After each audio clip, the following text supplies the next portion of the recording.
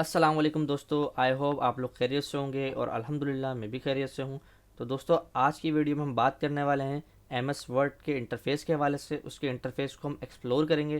जैसा कि मैंने लास्ट वीडियो में आपको बताया था डिफरेंस कि एम एस वर्ड, वर्डपैड और नोटपैड का डिफरेंस उनको कंपेयर किया था कि क्यों हम एम एस वर्ड को डॉक्यूमेंटेशन के लिए इस्तेमाल करते हैं। तो अब हम एम एस वर्ड को यूज़ करेंगे और एम एस वर्ड की जो इंटरफ़ेस है उसको हम एक्सप्लोर करेंगे कि एम एस वर्ड के इंटरफेस के ऊपर कौन कौन से फीचर्स या कौन कौन से एलिमेंट्स मौजूद हैं। तो कोई भी काम करने से पहले हमें उस सॉफ्टवेयर के बारे में थोड़ा बहुत जान लेना ज़रूरी होता है ताकि हमें काम करने में आसानी हो। तो चलिए चलते हैं एम एस वर्ड के ऊपर। यहाँ देखें, मैंने कुछ पॉइंट लिखे हैं जो बहुत इंपॉर्टेंट इसका पार्ट है, इंटरफेस के पार्ट्स हैं, वो यहाँ पे मैंने मेंशन कर दिए हैं। ये इंटरफेस कहलाता है पूरा। आप किसी भी सॉफ्टवेयर को ओपन करेंगे तो जब वो ओपन होने के बाद आपके सामने जो एक विंडो नज़र आती है, जैसे मैंने एम एस वर्ड ओपन किया तो मेरे सामने देखें ये एक विंडो नज़र आ रही है आपको पूरी। तो इसको हम इंटरफेस कह सकते हैं या इसको हम जी यू आई भी कह सकते हैं, ग्राफिकल यूज़र इंटरफेस। यहाँ पे कुछ मैंने इसके फीचर्स लिखे हैं। यहाँ पे आप इसको फीचर भी कह सकते हैं, इसको एलिमेंट भी कह सकते हैं, क्योंकि इन्हीं को इस्तेमाल करते हुए या इन्हीं को देखते हुए हमें सारी चीज़ों को करना है, जो भी हम असाइनमेंट्स आगे अपने पूरे करेंगे। तो सबसे पहले हम बात कर लेते हैं, सबसे पहला जो पार्ट है हमारा इंटरफेस के अंदर वो है टाइटल बार। अब टाइटल बार क्या होता है? टाइटल बार जो है, अच्छा दूसरी चीज़ यहाँ पर एक चीज़ को और आपने याद रखना है, हम एम एस वर्ड 2013 के यूज़र इंटरफेस की बात कर रहे हैं। अगर मैं बात करूँ 2016 या 19 की बात करूँ तो जितने भी हम अपडेटेड सॉफ्टवेयर के ऊपर जाएंगे तो वहाँ पर आपको कुछ चेंजेस मिल सकती हैं।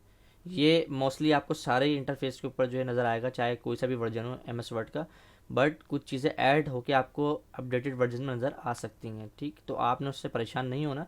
ये चीज़ें हम पहले देखते हैं, ये बेसिक सी चीज़ें जो आपको हर वर्जन के इंटरफेस में मिल जाएंगी। तो सबसे पहली चीज़ हमारा क्या है? Title bar. टाइटल बार किस जगह पर है, कौन सी पोजीशन के ऊपर है, कहाँ होता है, तो उसको देख लेते हैं।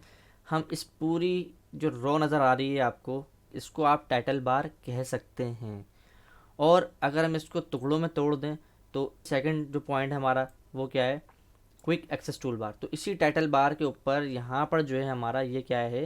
क्विक एक्सेस टूल बार, जिसको हम कहते हैं क्विक एक्सेस टूल बार। यहाँ पर बाय डिफ़ॉल्ट कुछ चीज़ें पहले से ऐड होती हैं, जैसे यहाँ पर सेव करने का ऑप्शन मौजूद है, यहाँ पर आपके पास जो है अंडू करने का ऑप्शन मौजूद है, और यहाँ पर आपका रीडू करने का ऑप्शन मौजूद है, यानी कि रिपीट करने का ऑप्शन मौजूद है।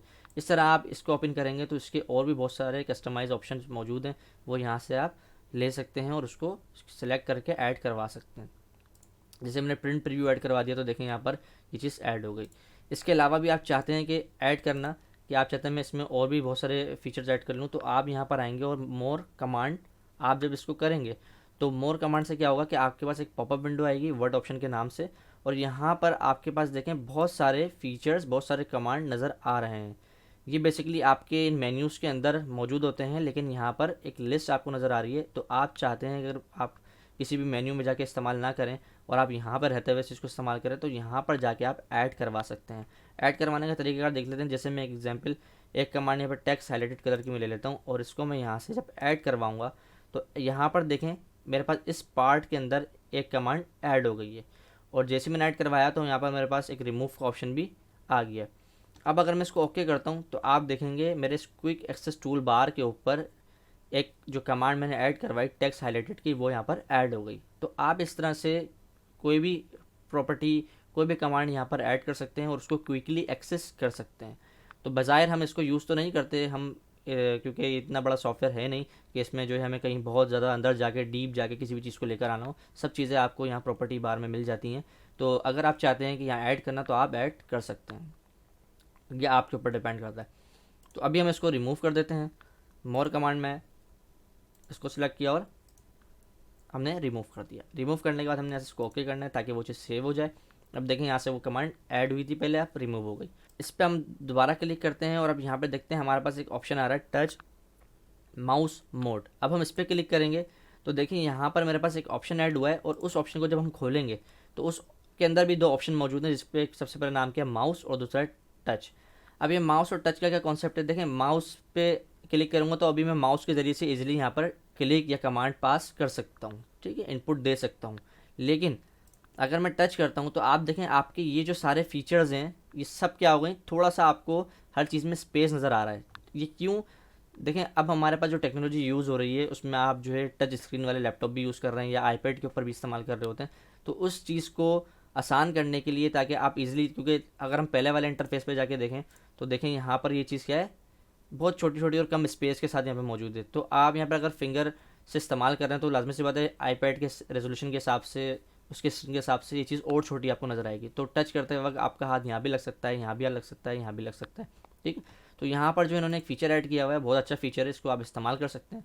तो आप जब इस पर टच पे क्लिक करेंगे तो आप देखेंगे कि यहाँ पर आपके पास सारे जो फीचर्स हैं, उन सारे फीचर्स के दरमियान में एक स्पेस आपको नज़र आ रहा है, ताकि आप इजीली फिंगर्स के ज़रिए या थंब के ज़रिए इसको टच कर सकें।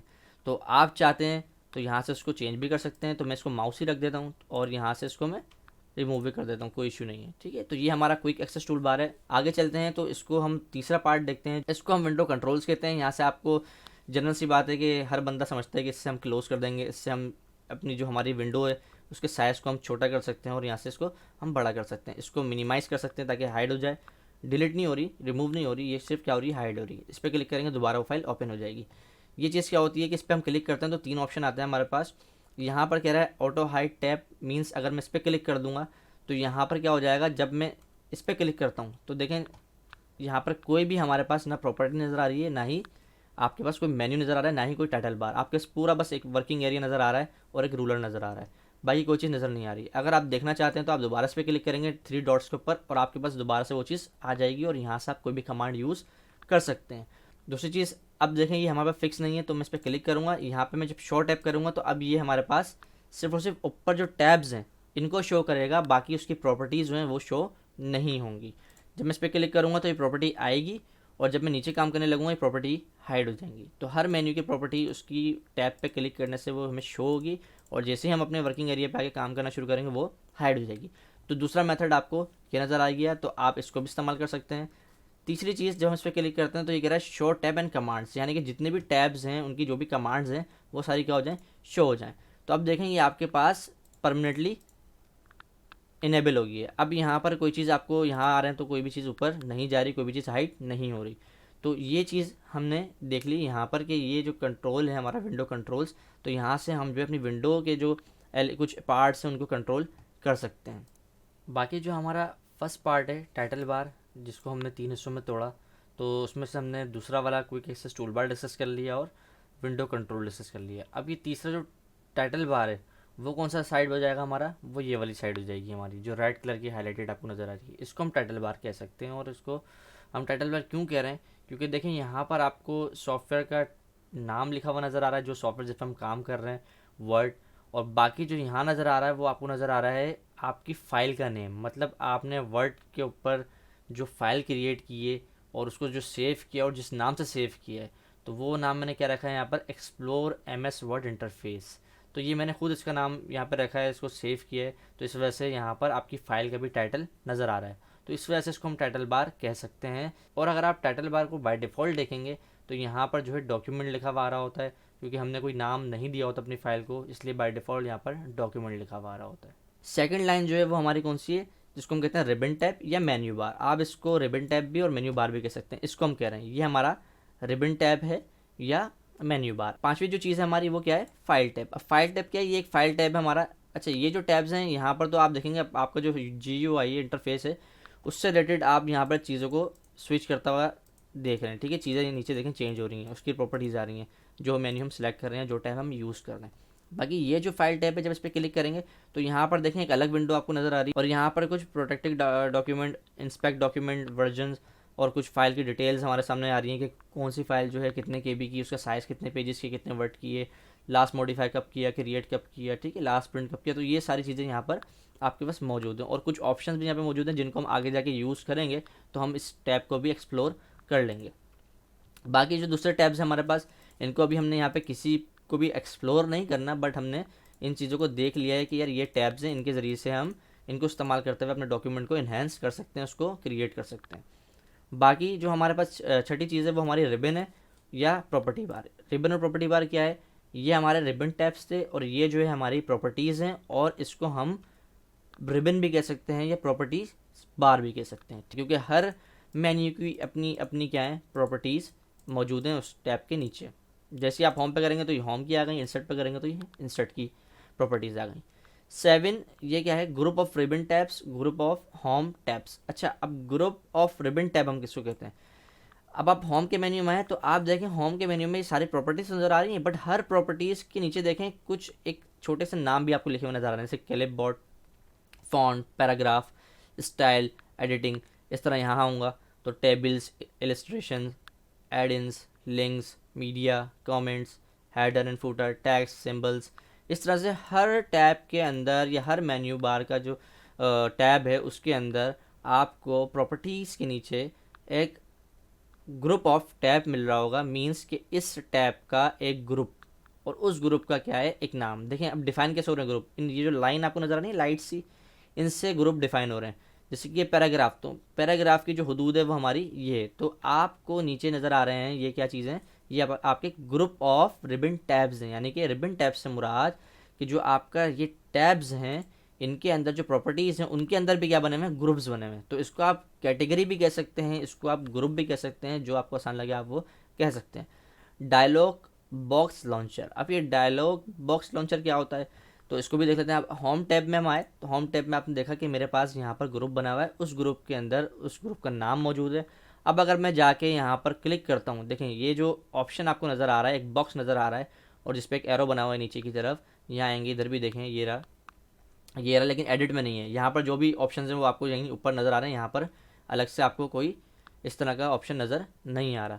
तो जैसे एग्जांपल के तौर पे मैं फ़ॉन्ट वाले इस पे जाता हूँ, डायलॉग बॉक्स लॉन्चर पे, इस पर क्लिक करता हूँ तो देखें मेरे पास एक डायलॉग बॉक्स आ गया। इसके अंदर फ़ॉन्ट और एडवांस कुछ फीचर्स मौजूद हैं। जो चीज़ आपको यहाँ नज़र आ रही है वो चीज़ें आपको यहाँ पे भी नज़र आ जाएंगी। ठीक है, तो आप अगर चाहें तो डायलॉग बॉक्स भी यहाँ से ओपन कर सकते हैं, फ़ीचर्स यहाँ से इस्तेमाल कर सकते हैं, एडवांस फीचर इस्तेमाल कर सकते हैं। बाकी जो नॉर्मल फीचर्स हैं बाय डिफ़ॉल्ट जो सेट हुए हैं आप उनसे भी काम ले सकते हैं, अगर आपको पहचान है कि यार ये काम क्या करता है, ये क्या करता है। जैसे एग्जाम्पल के तौर पे मैं यहाँ पर आ रहा हूँ तो यहाँ लिखा हुआ है फ़ॉन्ट स्टाइल, साइज़, बट यहाँ पर ऐसी कोई चीज़ मेंशन नहीं है।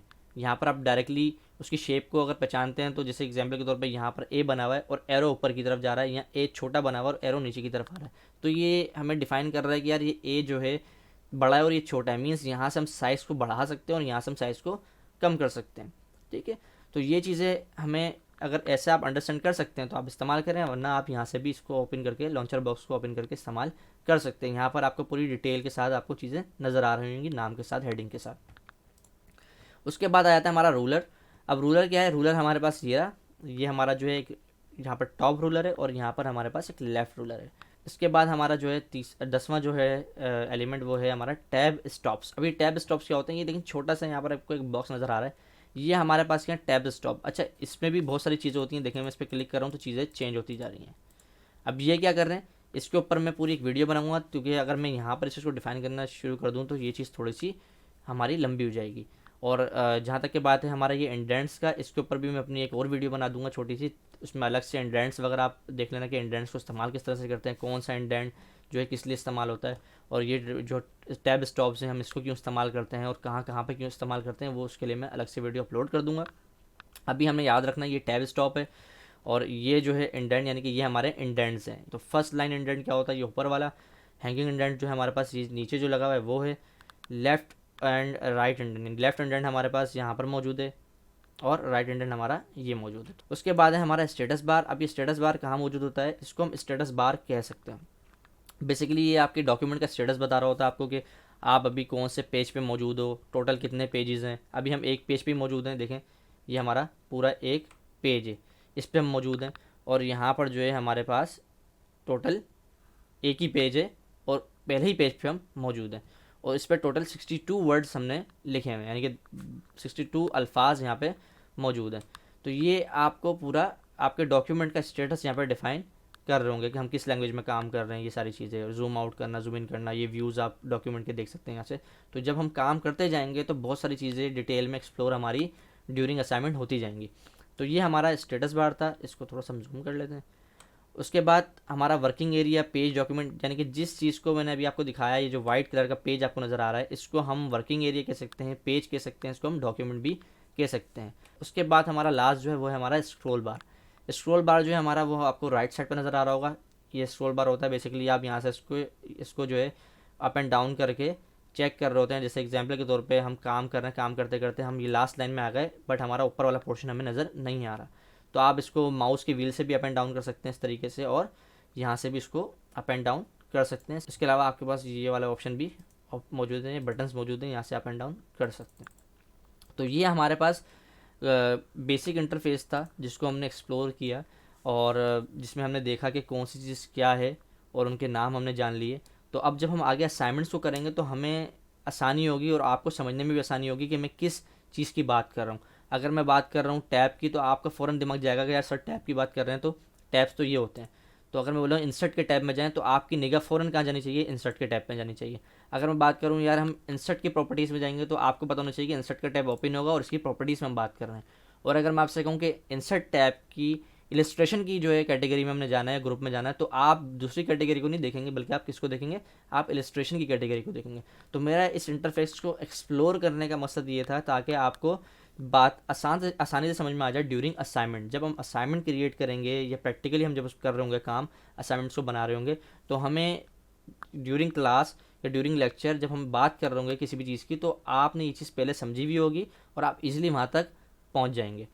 तो गाइस आई होप आपको इस वीडियो में बहुत मज़ा आया होगा, और अगर आपको इस वीडियो में मज़ा आया है तो आप मेरी वीडियो को लाइक कीजिएगा, शेयर कीजिएगा, और अगर आपको इसमें कोई चीज़ समझ ना आई हो तो आप अपने कमेंट सेक्शन के अंदर लाजमी इजहार करें कि सर मुझे ये बात समझ में नहीं आई, आप उसको अगेन एक्सप्लेन कर दें। तो नेक्स्ट वीडियो के अंदर मेरी कोशिश ये होगी कि मैं आपको उसमें उसको एक्सप्लेन कर दूँ अगेन। तो गाइस इस वीडियो में इतना ही, मुझे दुआओं में याद रखिएगा। अल्लाह हाफिज़, थैंक यू।